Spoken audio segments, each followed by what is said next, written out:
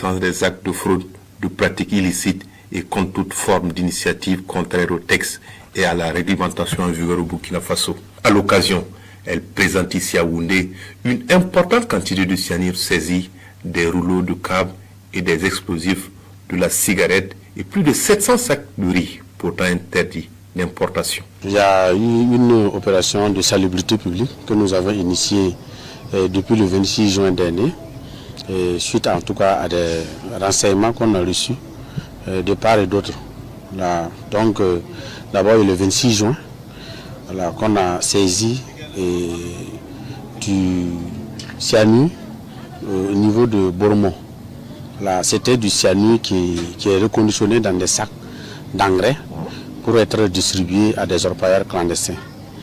Donc cela n'est pas sans conséquence sur l'environnement et le cadre de vie de nos populations. Le 29, on a aussi fait des saisies et vous allez le voir le 2 juillet à Bobo, la BRO, la brigade d'enquête de recherche de l'Ouest, a fait des saisies. C'était un camion en contrebande avec du riz importé d'un pays voisin. Derrière moi, vous êtes rentré prendre les images des explosifs qui sont vraiment très dangereux pour la sécurité et encore qui sont exposés au milieu de la population, c'est-à-dire, je veux dire à l'intérieur des concessions.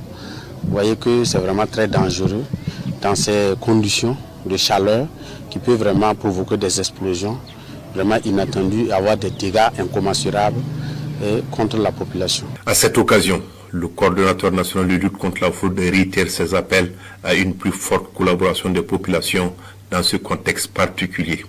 Par ailleurs, il appelle également les commerçants à toujours agir dans l'intérêt du pays tout entier. Ce sont des marchandises dont l'importation est carrément proscrite. Donc c'est proscrit à titre absolu.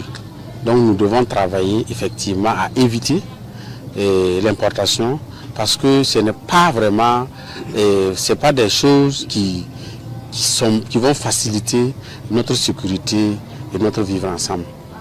Donc nous les invitons vraiment à dénoncer également les cas de fraude, les cas d'insécurité exposés à ciel ouvert sur notre territoire qui sont des